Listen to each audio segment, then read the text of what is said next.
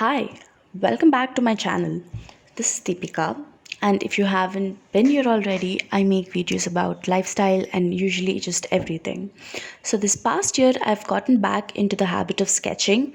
I do pretty decent when I have references, except when I try to draw faces. It's just complete disaster. I don't know the positioning of the eyes, mouth, and lips, and then angle of the neck to the head is completely wrong, and it just turns out really disastrous. I began taking classes and looking at online journals and just reading books about face studies and just watching other people's videos and learning from them. It was a really time consuming process, but I really wanted to do this for myself. And it ended up looking like this. It was not that great, but it wasn't as bad as before. I could never get the eyes right. They were asymmetrical. The nose and the ears were all wrong. And oh my god, the eyes and the eyelashes. I had no idea about the anatomy, but I just still kept drawing because practice makes perfect, right? I just ended up like putting glasses on everyone and just having their eyes closed, and it was really frustrating. So eventually I got tired of pencil, and then I switched to like an abstract kind of a thing with oil crayons, and it started to look pretty interesting. And this is when I got really into like making out the highlights and shadows of a sketch. And this I applied this to graphite, and I fell in love.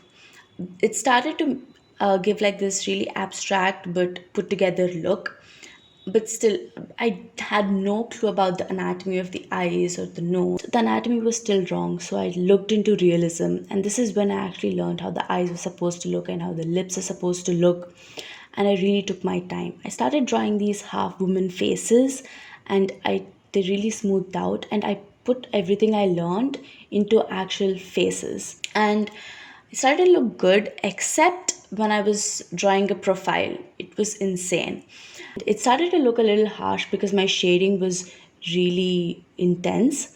And then I slowly started figuring it out and smoothing everything out. I could never figure out how to draw the profile. When I was drawing a portrait, it was fine. I could manage. But drawing a profile was such a hard task. It would always, I would never know where the jawline went. And then I started practicing the Andrew Loomis method, and I've done so many of these right now. I could just literally fill entire books with this. It's just so interesting, but there's so much to learn. It's the angle of the neck, the muscles of like how the muscles move with the every movement of the, it's very interesting and at the same time really complex.